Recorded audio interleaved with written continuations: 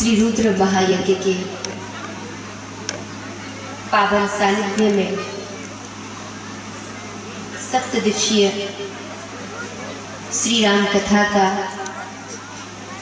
चतुर्थ दिवस अर्थात चौथा दिन है।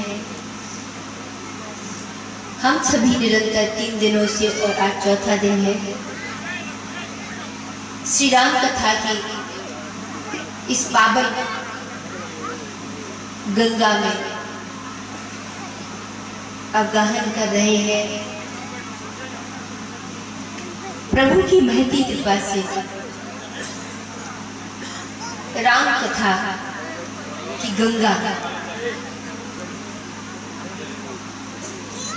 हमारे बीच में है।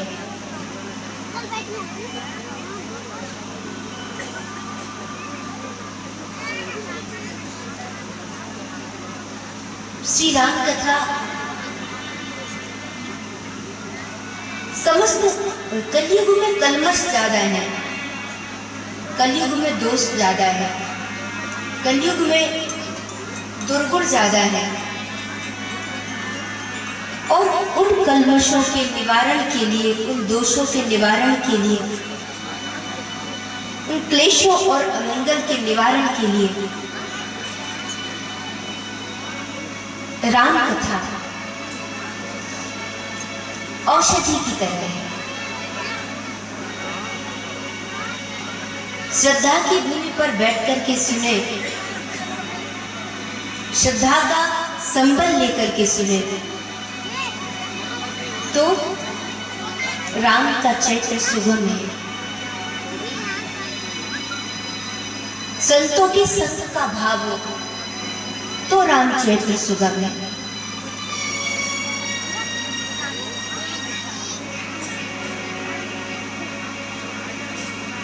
मंगल की करने वाली राम कथा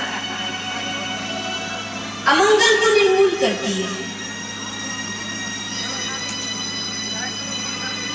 भगवान का सुयस, भगवान का गुणगान, भगवान का कीर्ति गान, प्रभु की विशेषताएं, उनका स्वभाव, उनका चरित्र ये अनुसरणीय है।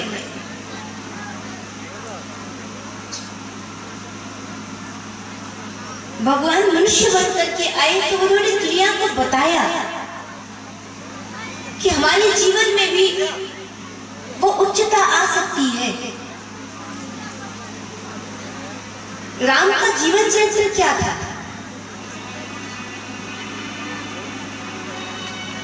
अयोध्या में थे, लेकिन एक समय वो भी था जब राम वन में थे। एक समय वो था जब 14 भुवनों का ऐश्वर्य जहां कम जान पड़ता था, वो अयोध्या का ऐश्वर्य, वहां श्री राम थे।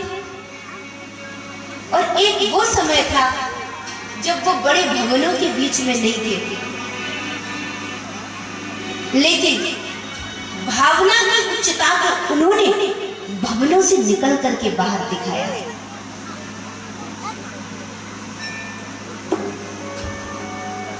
बड़े बड़े महल, प्रभु श्री राम इन महलों के ऐश्वर्य से, शान शौकत से, इनकी सुख सुविधाओं से अपने को बड़ा नहीं बनाते। व्यक्ति का बड़पन, उसके पास कितनी सुविधाएं हैं, उसके पास कितने साधन हैं, उसके पास कितने भवन हैं, उसके पास कितना पूंजी है, इससे नहीं है, बल्कि व्यक्ति का बड़प्पन, उसका जो आंतरिक गुण है जिससे उसका व्यक्तित्व निर्माण होता है, उनसे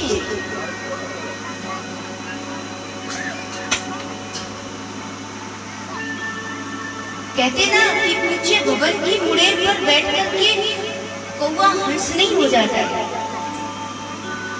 तो आप किस पद पे बैठे हैं, आप कितनी बड़ी कुर्सी पर बैठे हैं, आप कितने बड़े ऊंचे ओहदे पर बैठे हैं, ये मान्यता नहीं देता है, बल्कि मान्यता इस बात की है कि आप हृदय से आप कितने उदार हैं, आप में कितनी उदारता है, आप में कितना बड़प्पन है, आपका मन कितना बड़ा है। आपके पास धन कितना बड़ा है? नहीं, आपके पास मन कितना बड़ा है। और जिनके पास मन बड़ा होता है वो धनवान होते हैं, और जिनके पास धन कितना ही बड़ा हो लेकिन मन बड़ा नहीं होता वो कभी धनवान नहीं कहे जाते, वो निर्धनी होते, वो गरीब ही होते।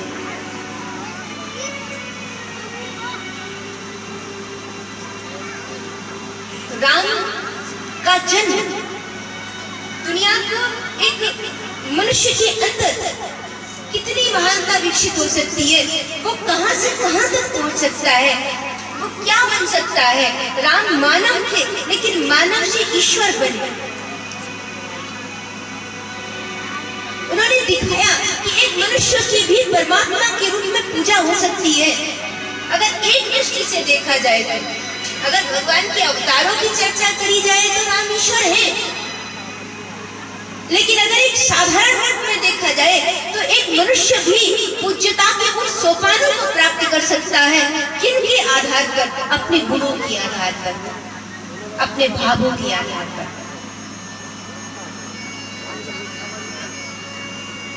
तो राम का जन्मना अयोध्या में किसके लिए हुआ? राम बड़े इसलिए है क्योंकि राम का उदार भाव सबके लिए है। किसी का अहित नहीं चाहते, सबका हित चाहते हैं। यद्यपि जब लिखा तो कहा भय प्रगट कृपाला दीन दयाला कौशल्या हितकारी। तो इसका मतलब ये नहीं कि कौशल्या के हित के लिए ही राम आए, नहीं, इसके साथ साथ बहुतेरों का हित जुड़ा राम के आने से। और वो विप्रधेनु सुर सत्य हित लीन मनुज अवतार निज इच्छा निवृत्त तनि माया गुण गोपाल। तो भगवान आते हैं एक कौशल्या हितकारी की भावना के साथ। उन्होंने ब्राह्मणों की, संतों की, गौ की, इनकी रक्षा की, इनको संरक्षण दिया, इनको सम्मान दिया, इनको पूज्यता दी, इनको ऊंचा उठाया। दुनिया में सबसे बड़ी चीज, सबसे बड़ा दान कौन सा है? क्या आपको पता है? आप किसी को कुछ भी दे देना, वो उतना मायने नहीं रखेगा, लेकिन मान दान देना दुनिया का सबसे बड़ा दान है। किसी को मान दे देना, किसी को आदर दे देना, किसी को सम्मान दे देना, मान देना सबसे बड़ा दान है। और राम ने वही किया, उन्होंने सबको दिया। एक छोटे से छोटे व्यक्ति से लेकर के उन्होंने सबको सम्मान किया। वो सबरी हो, केवट हो, गीदराज जटायु हो, वो बन के भीड़ बोल किरात, जिनको बोलना भी नहीं आता, जिनको बात करना भी नहीं आता, जिनको क्या पहनना है, क्या ओढ़ना है, इसका भी पता नहीं, उनको भी मान दिया राम ने। इतना बड़ा हृदय। हरि कौन है? जिसका हृदय बड़ा है, वही हरि है। राम का हृदय बहुत बड़ा है, इसलिए राम का व्यक्तित्व था सारी दुनिया को जोड़ने का। आज हम और आप कितनी कंजूसी करते देने में, करते कि नहीं करते? किसी को सम्मान देने की बात तो हम कंजूसी करते, कहीं शरीर से सेवा देने की बात हो तो हम कंजूस हैं,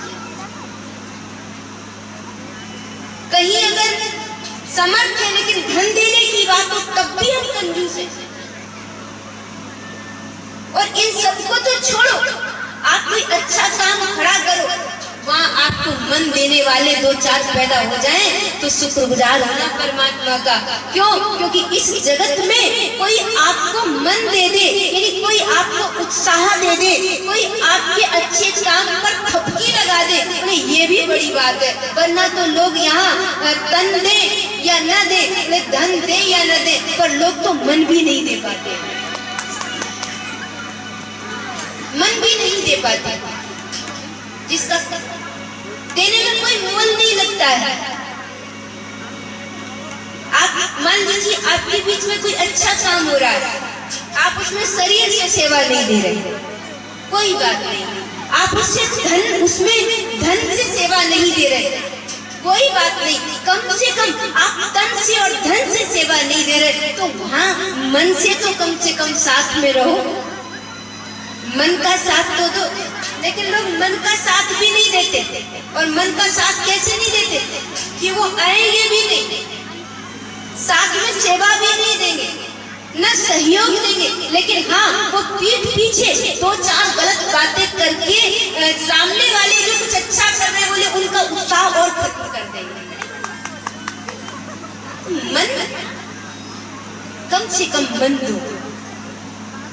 अगर हम कुछ नहीं दे सकते तो अपना मन दे दो, तो सामने वाले में जो खड़े कम से कम उनको उत्साह बना रहे, उनके अंदर उमंग बनी रहे, अच्छा करने की ललक बनी रहे। राम सबको देते तो हम कंजूस हो गए दुनिया में, हम उदार नहीं रहे। अगर उदारता होती, मैं हमेशा कहती हूँ उदार नहीं रहे इसीलिए लोगों के, क्यों? क्योंकि लोगों के उदर बड़े बड़े हो गए। उदर किसको कहते जानते हो? किसको कहते?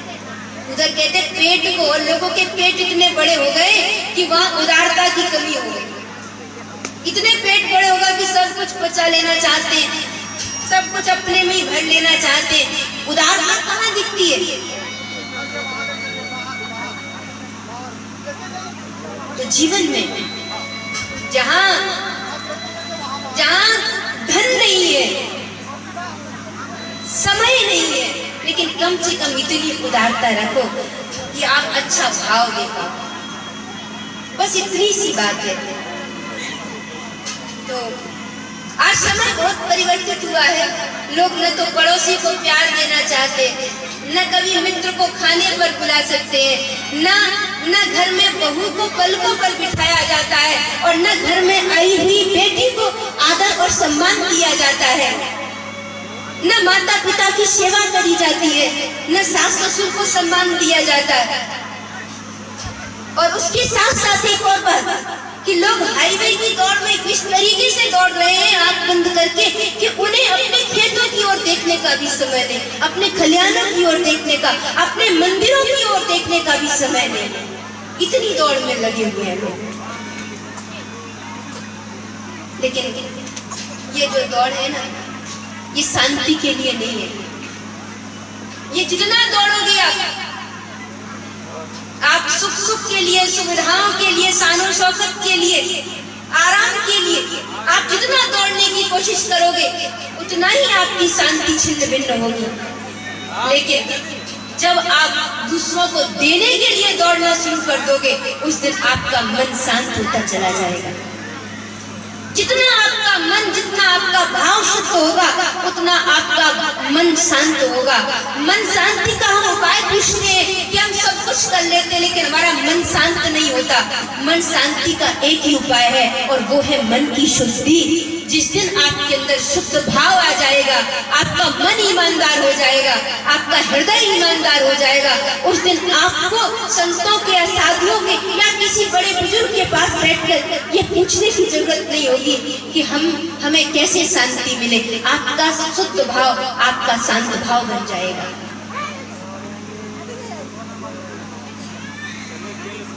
तो रामायण कहती है कि जहाँ उदारता है वही प्रेम है, वही सद्भाव है। तो हम एक दूसरे को देना सीखें। मान, सम्मान, आदर, पूज्यता, ये भाव हम रखें।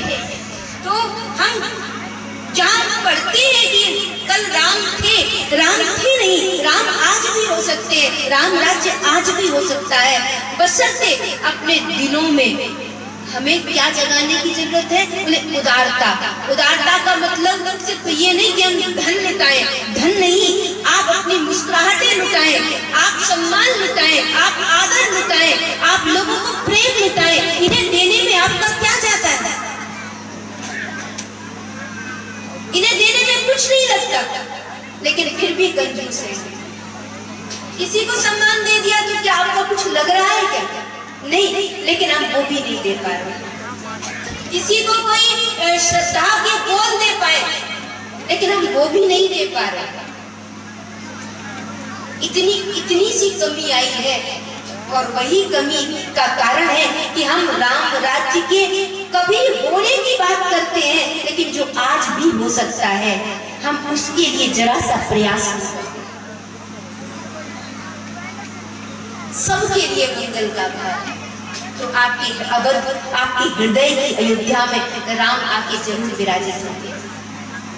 मंगल भवन अमंगल हारी, मंगल भवन अमंगल हारी, प्रभु सुदशरथ अजिर बिहारी।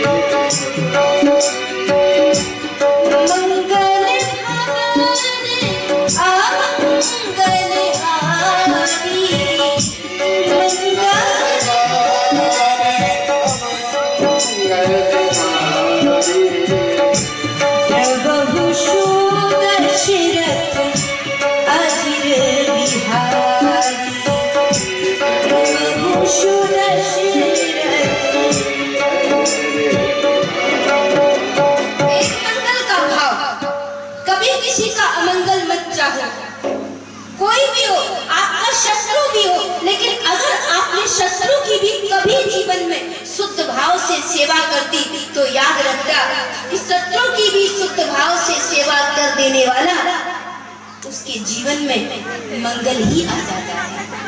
उसका कभी कोई अमंगल नहीं कर सकता। राम का जन्म हुआ किसके लिए? बोले जगत का मंगल करने के लिए, सबको देने के लिए, उदारता को प्रसारित कर देने के लिए। तो बाबा तुलसी ने लिखा, भय प्रगट कृपाला दीन दयाला, कौशल्या हितकारी, भय प्रगट कृपाला दीन दयाला, कौशल्या हितकारी। सभी भाव से गाएंगे, दोनों हाथों से ताली बजाते हुए। प्रगट कृपाला दीन दयाला, कौशल्या हितकारी।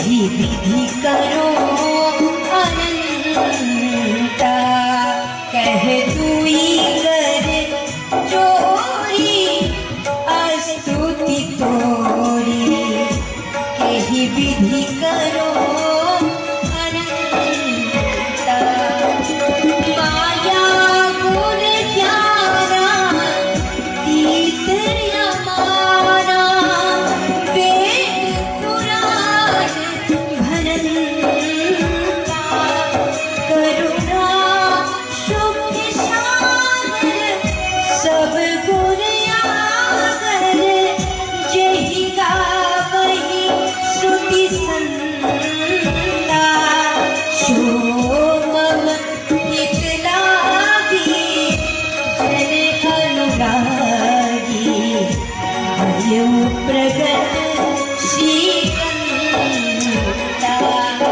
हे प्रगट कृपाला,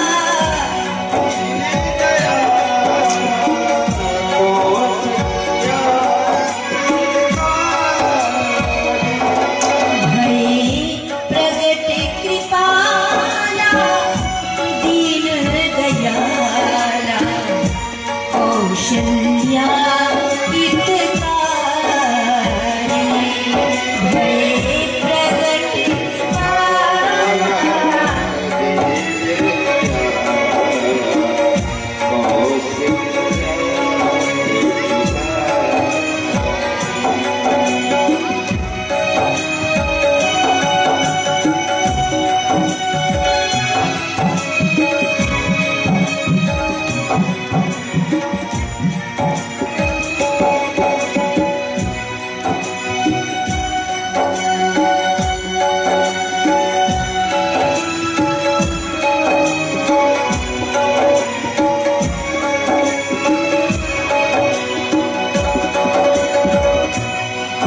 माता पुनि बोली सोमति डोली, तजहु तात यह रूपा, माता पुनि बोली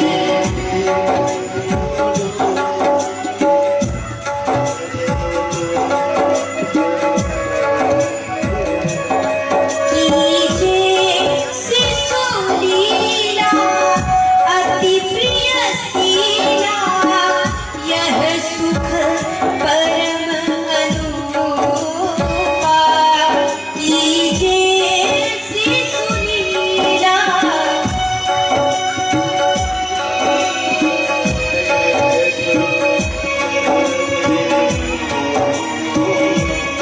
सुनी वचन सुजाना, रोदन ठाना, कोई बालक शूर भूपा, बड़े प्रगट कृपाला, दीन दयाला, कौशल्या हितकारी,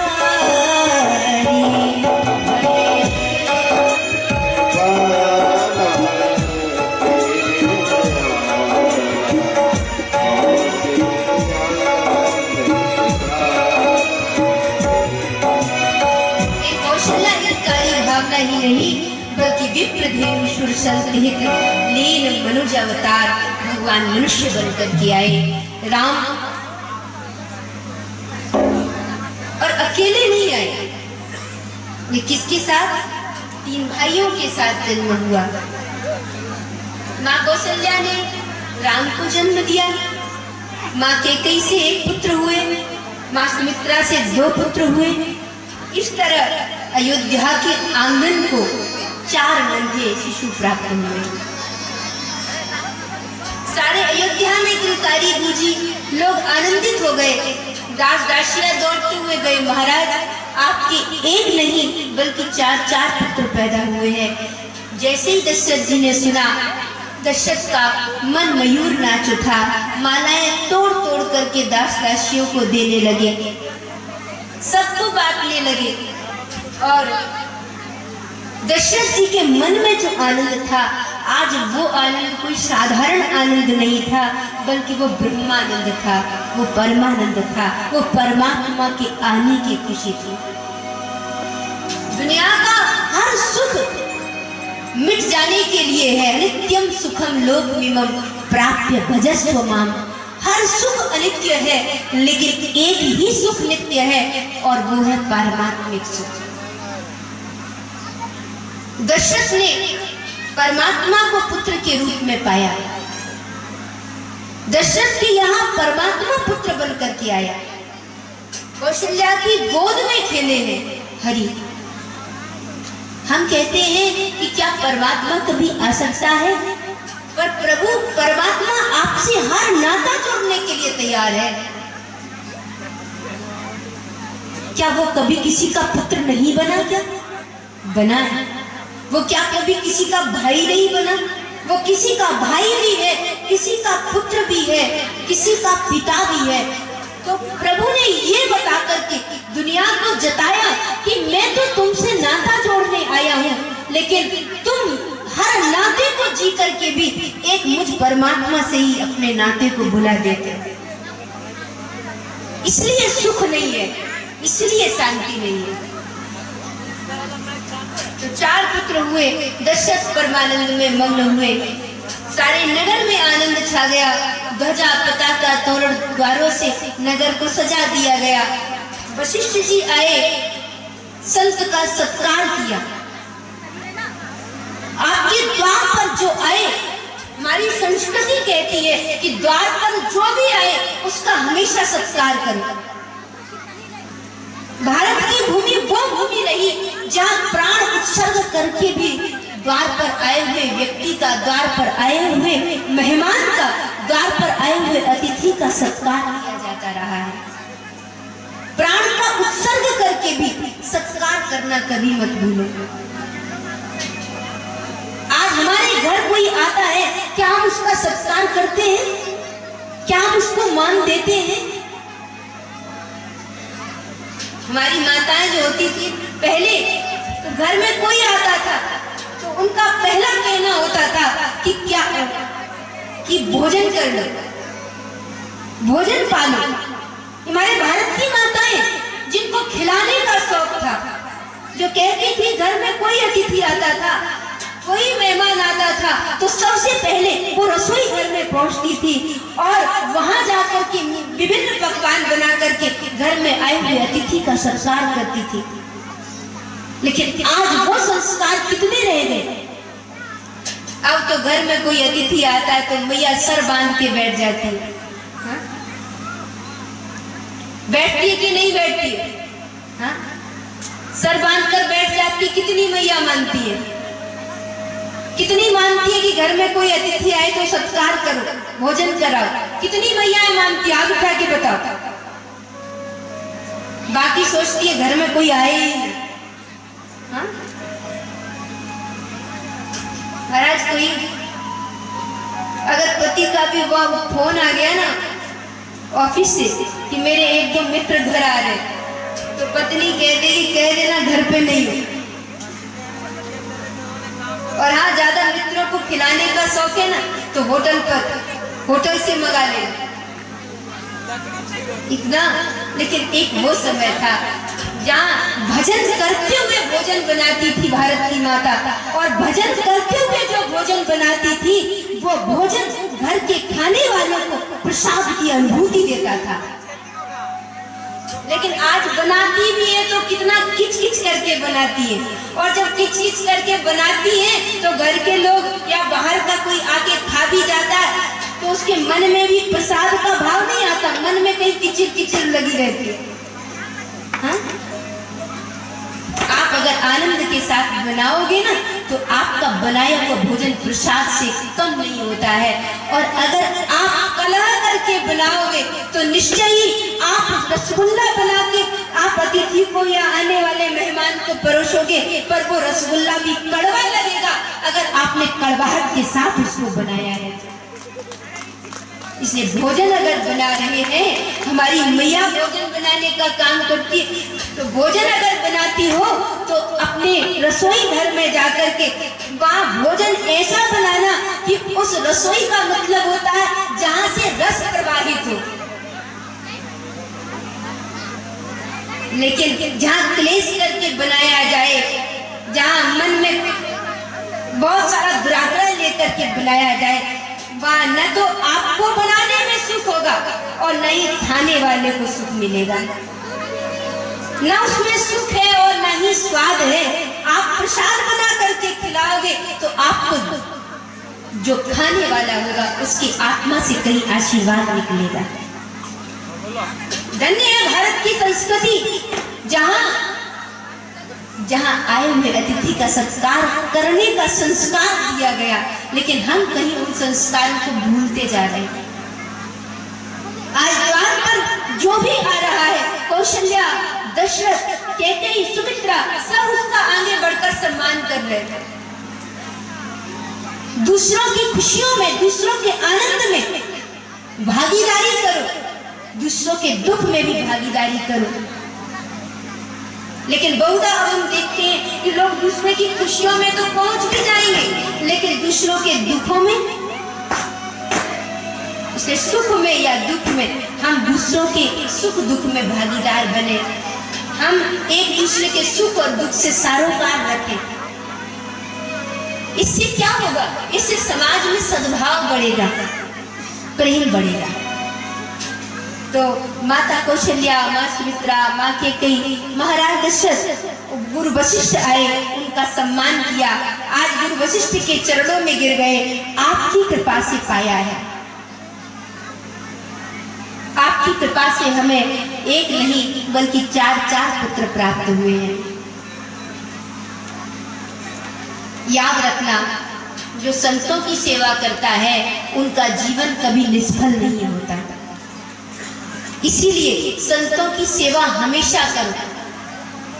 संत की जरा सी एक क्षण की भी सेवा, एक क्षण की भी संत के प्रति करी गई सेवा आपके जीवन को बना देती है। और एक क्षण भी या एक बार भी संत का किया गया अपमान आपके जीवन को दुर्गति की ओर लेकर के चला जाता है।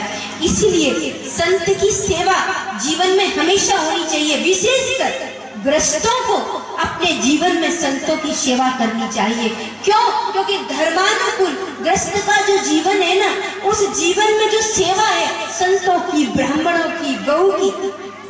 आप भोजन बनाते हो, पहली रोटी किसके लिए निकालती हो? किसके लिए निकालते हो? गौ माता के लिए निकालते हो।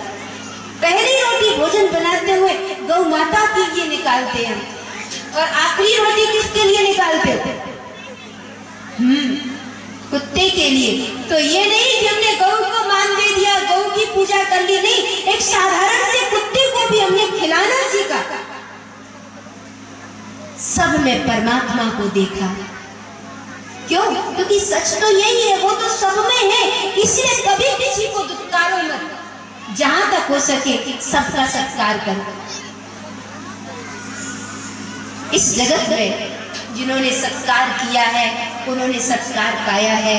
तो महाराज दशरथ अपने द्वार पर संत आता है उसको सत्कार करते, ब्राह्मण आता है उसका सत्कार करते, अतिथि पूज्य आता है उसका सत्कार करते, छोटा आता है उसको प्रेम देते हैं। दशरथ ने तो सबको दिया। और जब दशरथ को 4 पुत्र मिले तो दशरथ जी का खजाना खुल गया। कितनी उदारता! बाबा तुलसी ने लिखा, सर्वश दान दीन सबका, सर्वश दान, सर्वश दान दीन सबका, सर्वश दान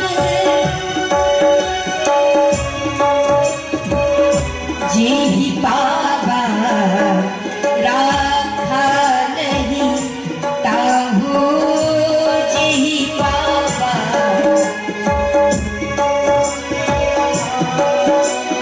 सभी गाते हुए सर्वश दान दीन सबका, सर्वश दान जी बाबा राखा नहीं ताहू, जी बाबा।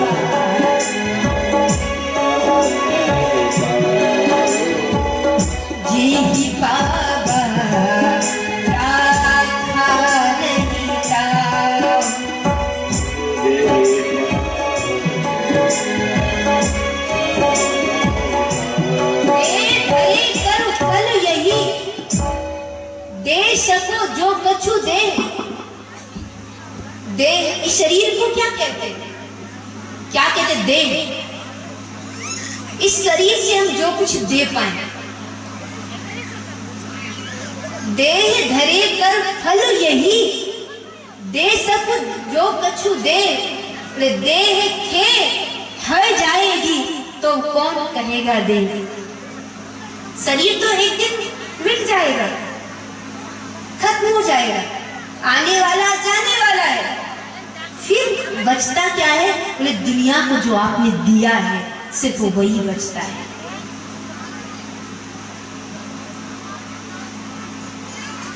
किसी संत ने बहुत सुंदर बात कही, ये माया तो जाएगी, ये माया तो जाएगी, शब्द सुनहु यह मोर, सज्जन के घर साधुजन और सुनो के घर चोर। बोले माया को कोई नहीं रोक पाया, ये तो एक दिन जाएगी, एक दिन छूटेगी। हाँ, सज्जन के घर साधुजन आते रहते हैं और वहाँ साधुओं की, सत्पुरुषों की सेवा में वो धन को लगाता रहता है, तो उसका धन धर्म के रूप में परिणत होता रहता है।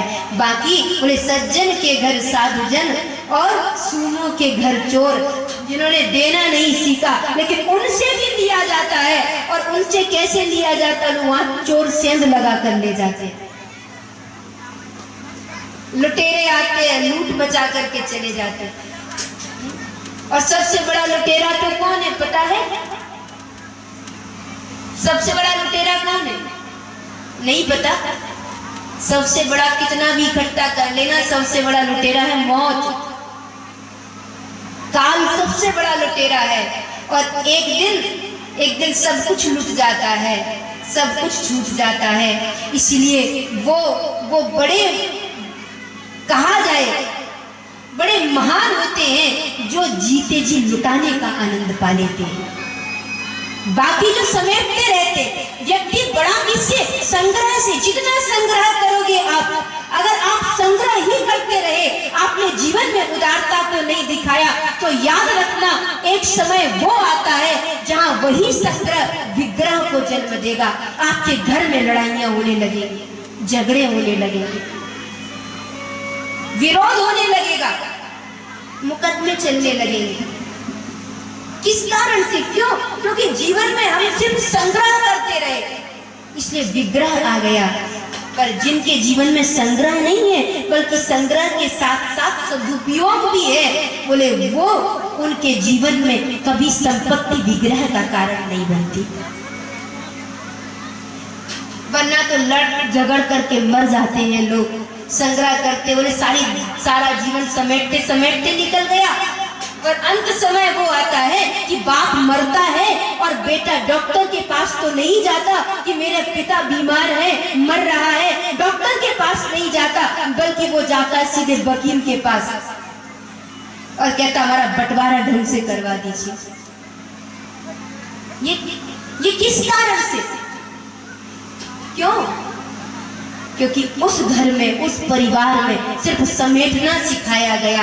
आप संस्कार अगर दिए होते तो निश्चय ही पिता अगर मर रहा होता तो पुत्र डॉक्टर के पास जाता, संतान डॉक्टर के पास जाती, अपने पिता के जीवन दान के लिए प्रार्थना करती। लेकिन वहाँ प्रार्थना पिता के जीवन दान के लिए नहीं हो सकती, वहाँ प्रार्थना पिता के पैसों को लूटने के लिए हो सकती है। इसलिए मैं हमेशा कहूंगी कि संपत्ति कितनी ही कमाना, कितना ही अर्जन करना, लेकिन अपने जीते जी अपने जीवन में सिर्फ अर्जन ही मत करना, बल्कि अच्छे कार्यों में विसर्जन करना भी सीखना। यानी कमाना और कमाने के साथ साथ उसका सदुपयोग करना, ये दोनों चीजें जीवन में साथ लेकर के चलना। अगर ये संतुलन आपके जीवन में रहेगा तो निश्चय ही आपका जीवन, आपकी संतान, आपका परिवार बनेगा। दशरथ ने जीवन में कभी नहीं समेटा, दशरथ जी ने लुटाया। और लुटाया कैसा? जब संतान हुई तो दशरथ ने सारी संपत्ति को लुटाना शुरू कर दिया, क्योंकि दशरथ ने सोचा मैं अपने बेटों को, अपनी संतानों को संस्कार दे पाऊं, ये मेरे लिए सबसे बड़ी दौलत है, ये मेरी सबसे बड़ी संपदा होगी। इसलिए दशरथ ने जिस दिन से उनके घर में संतान हुई उस दिन से दशरथ ने लुटाना शुरू कर दिया। सर्वशुदान दीने सब काहू,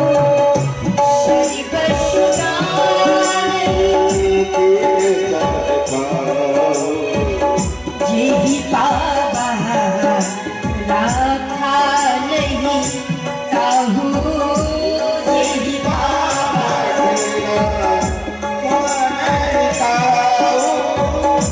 यही पावा राखा नहीं काहू, यही पावा।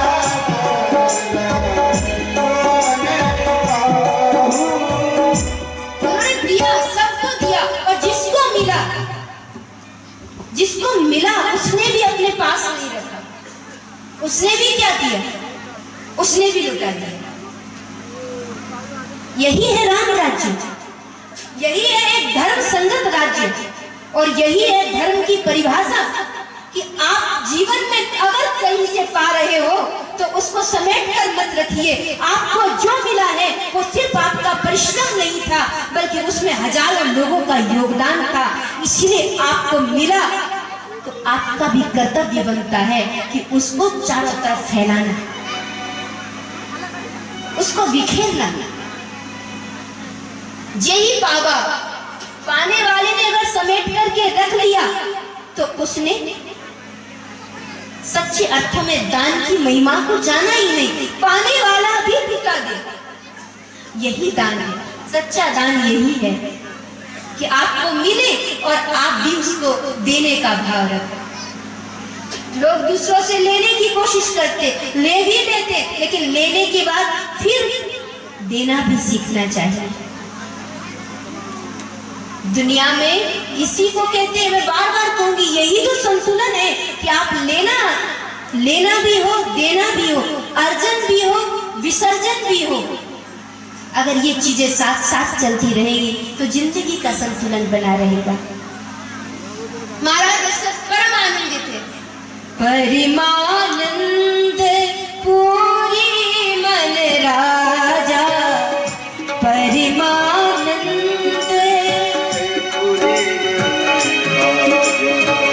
कहा पुरानी बजाओ बाजा,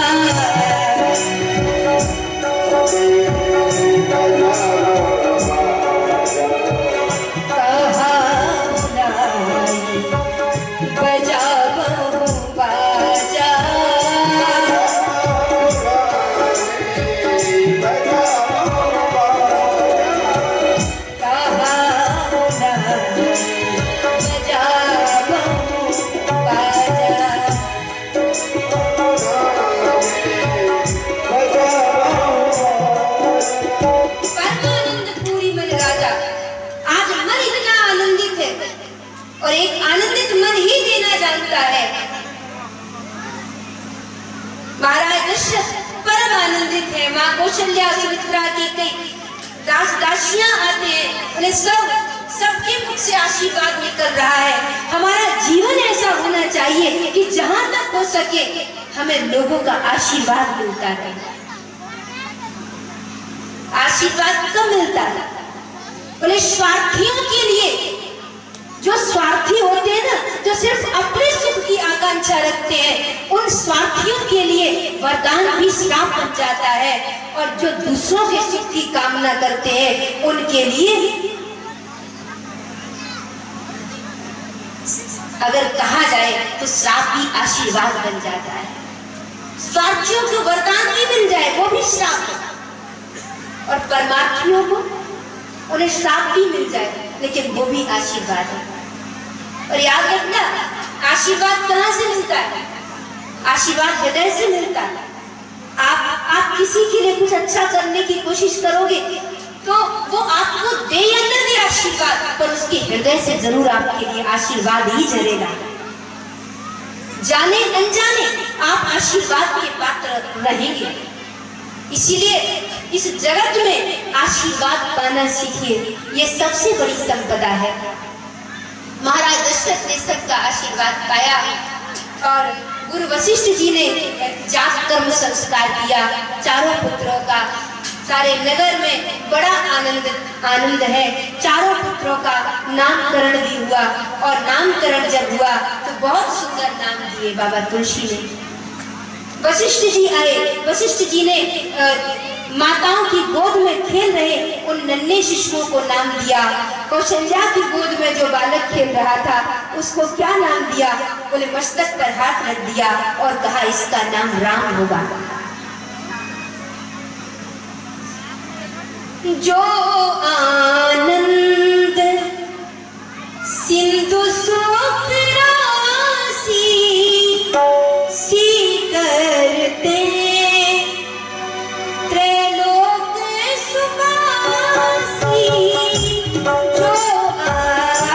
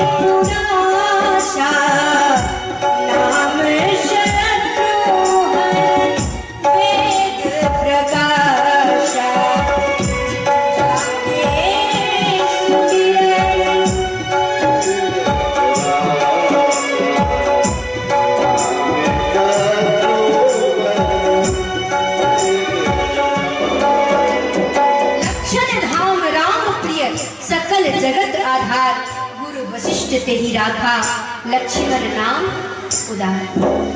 पहले है श्री राम जो आनंद सिंधु सुख राशि, दूसरों को आनंद देने वाला, दूसरों को सुख देने वाला, सबको शांति विश्राम और सद्भाव देने वाला, वो है राम। हम दुनिया में अपने लिए सुख की आकांक्षा रखते हैं, लेकिन दूसरों के लिए क्या हम सुख की इच्छा रखते हैं? अपने सुख की प्रार्थना तो सब कर लेते हैं, लेकिन जो कहते हैं कि सर्वे भवन्तु सुखिना, सभी सुखी हो, ये ऋषियों की भावना है, ये संतों की भावना है, सब सुखी हो। लेकिन हम कहते हैं सारे सुख हमारे लिए हो, सारी सुविधाएं हमारे लिए हो। कहते हैं कि नहीं कहते? हम कहते महाराज सारी दुनिया का सुख हमें मिल जाए, सब हमें मिल जाए। मुझे एक बात याद आ जाती है। एक बार एक जगह कोई भंडारा चल रहा था, भोजन, तो पंगत लगी हुई थी। जो पंगत लगी हुई थी तो उस वहां जितने खाने वाले बैठे थे उनमें एक बैठे थे, वो कौन थे? बोले होशियारनाथ जी।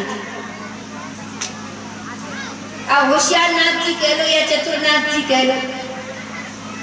तो वहां पंगत चल रही थी, तो जैसे ही परोसने वाले आए, सारे लोग लाइन से बैठ गए। अब जैसे कोई लाइन लगी हो तो उसे यहाँ से शुरू करोगे तो ये व्यक्ति पहला होगा, और यहाँ से शुरू करोगे तो इस साइड वाला पहला होगा। तो जो चतुरनाथ जी थे वो इस तरफ बैठ गए।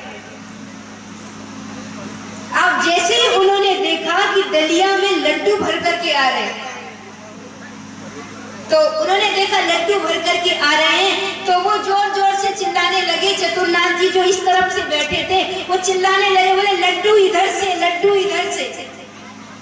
अब जो परसने वाला था उसने सोचा ठीक है, तो वो उस तरफ आ गया और वहां से उसने लड्डू परसना शुरू कर दिया। तो पहला नंबर उनका लग गया लड्डू मिलने में। अब आई जलेबियां, और जैसे ही जलेबियों का थाल बड़ा सा लेकर के परसने वाला आया, चतुरनाथ जी फिर जोर जोर से चिल्लाए, बोले जलेबी इधर से, जलेबी इधर से। अब जलेबी वाला भी आया, उसने भी उधर से ही देना शुरू कर दिया।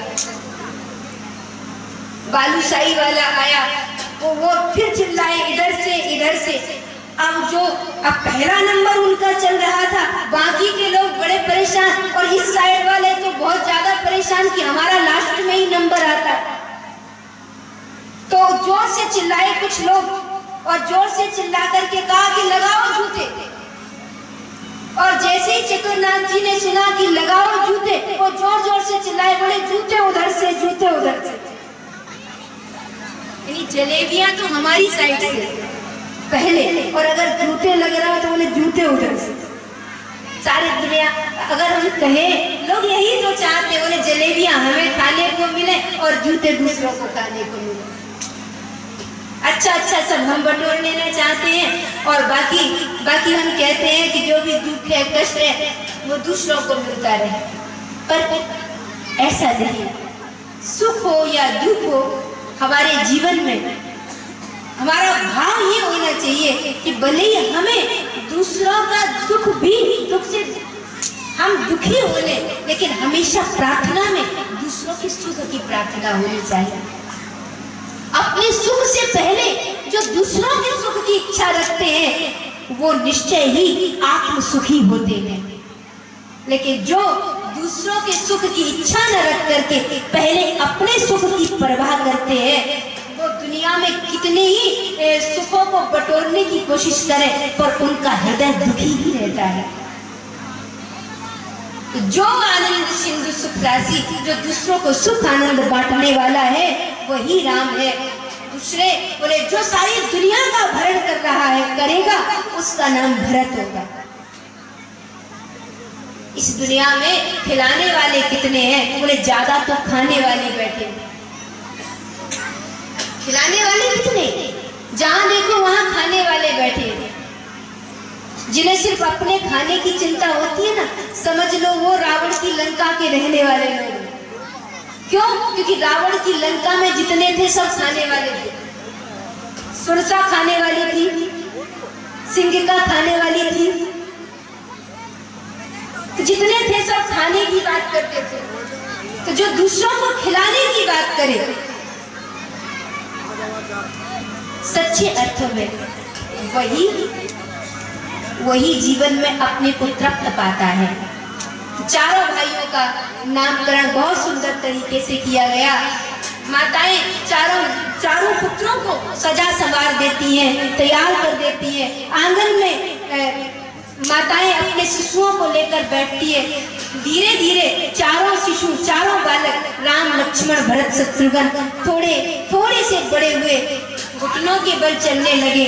मैया श्रृंगार कर देती है राम जी का, और राम जी की एक मधुर मुस्कान को देखने के लिए सारी अयोध्या की माताएं दौड़ लगा देती हैं। एक तो हमारे श्री राम का स्वरूप कितने सुंदर है हमारे श्री राम, और दूसरा उनका श्रृंगार। एक तो सुंदर है और दूसरा श्रृंगार भी सुंदर है, और तीसरा श्री राम की सादगी, उनकी सरलता। जब तीनों चीजें मिली तो कितने सुंदर लग रहे हैं हमारे ठाकुर जी। सिरी बांके बिहारी लाल, सभी आनंद से गाएंगे। सिरी बांके बिहारी लाल, तू इतना ना करियो श्रृंगार, नजर तो ही लग जाएगी सांवरिया, नजर तो ही लग जाएगी।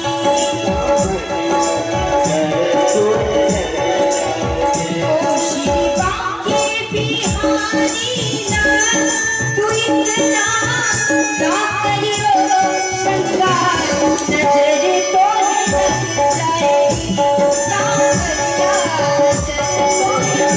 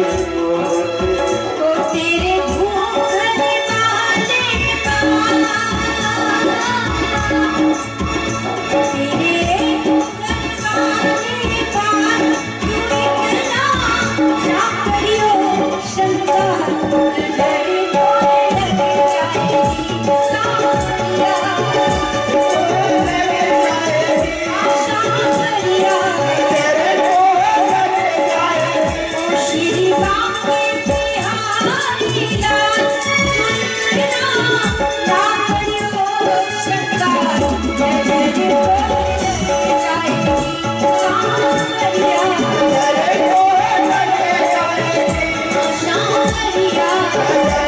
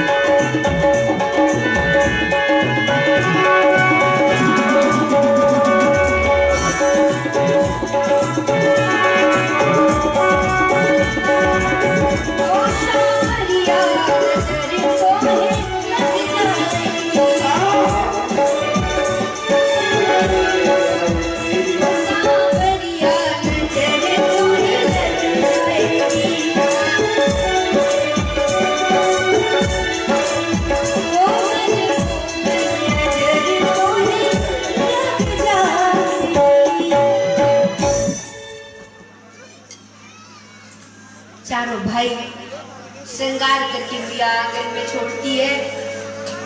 घुटनों के बल चलते हैं दर्शन के लिए। हिमालय की कंदराओं में जो ऋषि तप करते, वो ऋषि भी आकर आज झोली फैला करके मैया कौशल्या के द्वार पर खड़े हैं। मैया कहती है कि आप लोग इतने तेजस्वी, इतने महानतम दिखाई देने वाले, इतने बड़े बड़े त्यागी, आप हमारे द्वार पर खड़े हैं, झोली फैलाकर खड़े हैं, मुझे संकोच होता है। तो वो ऋषि मुनि कहते, मैया तू धन्य है, क्योंकि तेरे द्वार पर, तेरे आंगन में वो हिलकारी मार रहा है, तेरे आंगन में घुटनों के बल वो चल रहा है जिसकी एक झलक पाने के लिए करोड़ों करोड़ों वर्षों से हम तप कर रहे थे, वही तेरे आंगन में खेल रहा है। माँ तू धन्य है। मैया कौशल्या सुनती है, बलैया लेती है, मेरे लाला को किसी की नजर ना लग जाए।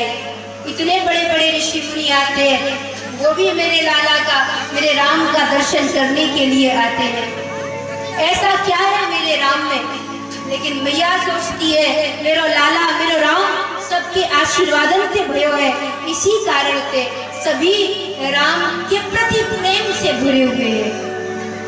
चारों भाई धीरे धीरे थोड़े और बड़े हुए और सारे अयोध्यावासी चारों पुत्रों को देख करके आनंदित होते हैं। इधर महाराज दशरथ राम क्या बन करके आए? उन्हें मर्यादा पुरुषोत्तम बन करके आए। राम ने हर मर्यादा का पालन किया। लेकिन रामायण में कई बार लोग प्रश्न करते हैं कि राम ने एक बार मर्यादा का उल्लंघन कर दिया। बोले कब किया? तो कहा जिस समय राम छोटे थे और बाहर खेल रहे थे, तो महाराज दशरथ राम को भोजन के लिए बुला रहे थे और राम जी भोजन करने के लिए नहीं आ रहे थे। यानी पिता बुला रहा हो और पुत्र ना आए तो ये मर्यादा से रहित होना कहा जाएगा, क्योंकि मर्यादा ये कहती कि पिता बुलाए तो पुत्र को आना चाहिए। लेकिन बाबा तुलसी ने लिखा रामायण में, भोजन करत बोले जब राजा, भोजन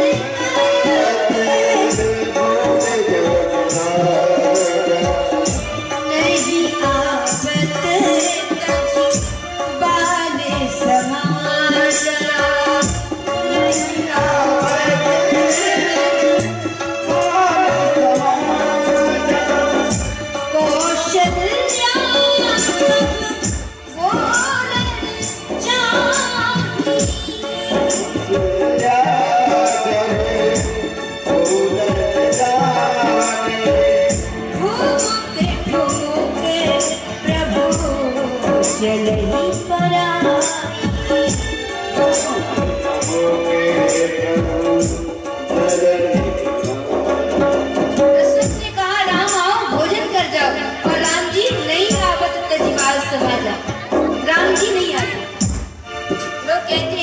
राम की मर्यादा का यहाँ उल्लंघन हुआ। लेकिन बाबा तुलसी ने यहाँ एक बहुत बड़ा सूत्र दिया। दशरथ के बुलाने पर राम नहीं आए, लेकिन कौशल्या गई तो राम जी ठुमुक ठुमुक प्रभु चले पर आए। राम जी आ गए। दशरथ ने बुलाया तो राम क्यों नहीं आए? और ये मर्यादा क्यों राम ने छोड़ी? मर्यादा पुरुषोत्तम बन के आए तो मर्यादा में रहना था, पिता की आज्ञा मानना था। लेकिन रामायण में जो कहा, लोग कहते मर्यादा नहीं रही, पर ऐसा नहीं है। दशरथ अगर पिता बन करके बुलाते तो राम जरूर आते, लेकिन दशरथ ने क्या बन करके बुलाया? तो तुलसी बाबा ने स्पष्ट लिख दिया, भोजन करत बोले जब बोले राजा। एक राजा बन करके बुलाया दशरथ। बुलाते तो राम आते, लेकिन राजा बन करके बुलाया, मानो राम ने दुनिया को बताया कि मैं आऊंगा, लेकिन तुम्हारे ऐश्वर्य के कारण से नहीं। तुम अगर सोचते हो कि मैं तुम्हारे भोग के कारण से, तुम छप्पन भोग लगा दो इसलिए मैं आ जाऊं, तो अपने ऐश्वर्य से, अपने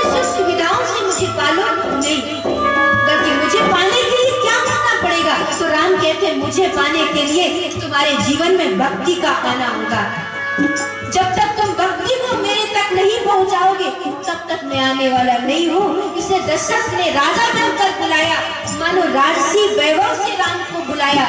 राम नहीं आए, लेकिन कौशल्या को जब भेजा, कौशल्या भक्ति है। कौन है कौशल्या? भक्ति है। इसे जब कौशल्या जाती है तो राम दौड़ कर आ जाते हैं, माँ कौशल्या की गोद में चढ़ जाते, दशरथ की गोद में लाके बिठा दिया। दशरथ जी भोजन करना शुरू किया, राम को भोजन कराने लगे, लेकिन एक क्षण बाद दशरथ जी भूल ही गए कि गोद में राम भी बैठा है। भोजन में इतने अनुरक्त हो गए कि उन्हें राम की याद ही नहीं रही, और जैसे ही भोजन में तल्लीन हुए राम भाग खड़े हुए। भगवान ये भी कहता है कि हो सकता है तुम मुझे पाना सरल है, लेकिन मुझे पाकर के बनाए रखना कठिन है। क्यों? क्योंकि मुझे पा लेने के बाद तुम जब भोगों में उलझ जाते हो तो फिर मैं दूर चला जाता हूँ। इसलिए भगवान कहता, जब तुम मुझे प्राप्त करते हो तुझे दुनिया के सारे सुख दे देता हूँ, और उन सुखों को जब तुझे मिल जाते हैं तो ऐसा ना हो कि तू मुझे भूल जाए। अगर भूल जाएगा तो मैं तुझे छोड़कर भाग जाऊंगा। इसलिए भोग, इस संसार में आपको कई रास्ते मिलेंगे, कई पड़ाव मिलेंगे। रास्तों का आनंद लेना, पड़ावों में ठहरना, लेकिन मंजिल को कभी मत भुलाना। और मंजिल क्या है? बोले मंजिल है प्रभु का भजन, उसकी याद हमेशा बनी रहे।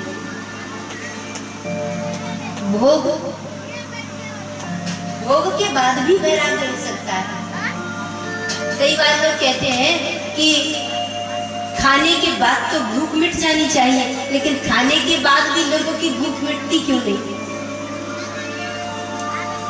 लेकिन सच यही है, आप जीवन में जो भोग आपको प्राप्त हो, वो भोग पहली चीज होती है धन। धन को आपने किससे कमाया? अगर आपने धर्म से धन कमाया, आपने धर्म से धन कमाया, तो वो धन आपको भोग देगा, और उन भोगों को प्राप्त करने के बाद आपके अंदर वैराग्य भी जागेगा एक दिन।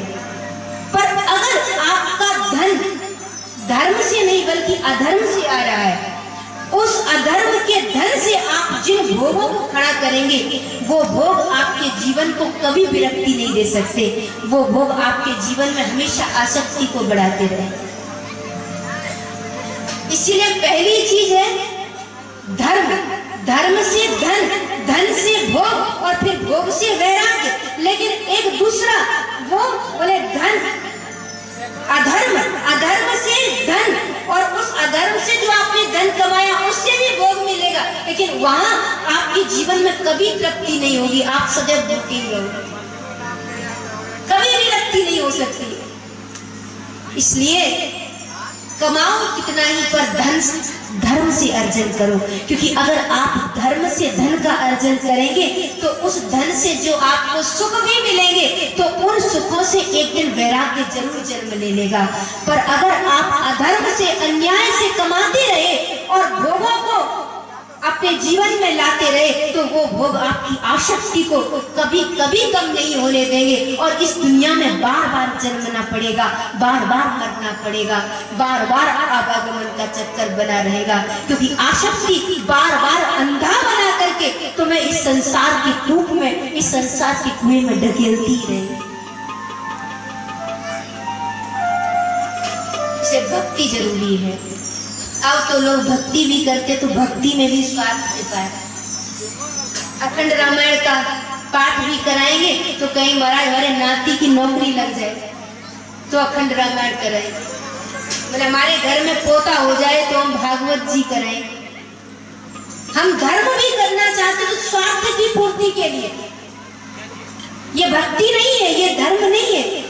भक्ति का मतलब है, धर्म का मतलब है जहाँ स्वार्थ ना हो, वासना ना हो। इसलिए स्वार्थ और वासना से रहित भक्ति पूर्ण हृदय हो तो भगवान आपकी गोद में बैठने को तैयार है, भगवान आपकी पकड़ में आने को तैयार है। आपने देखा होगा एक बच्चा छोटा होता है, जब छोटा होता है तो रात को माँ के बगल में सोता है। सारी रात आंधी चले, तूफान आए, बादल गरजे, बिजलियां कड़के, बहुत आवाजें आए, लेकिन माँ नहीं जागती है। पर वही बच्चा थोड़ा सा रो दे तो माँ तुरंत जग जाती है। वैसे ही भगवान, आप कितना भी चिल्लाना, कितना भी पुकारना, कितनी आवाजें देना, लेकिन शायद भगवान न जागे, न सुने, पर याद रखना, अगर आपका हृदय एक बच्चे की तरह है, अगर आपने अपने आप को परमात्मा का भक्त माना है और आपके अंदर अगर भक्ति है और भक्ति का बचपना, भक्ति की सरलता अगर आपके अंदर है, तो परमात्मा आपकी जरा सी गुनगुनाहट को भी सुन लेगा। ये भक्तिपूर्ण हृदय की बात है।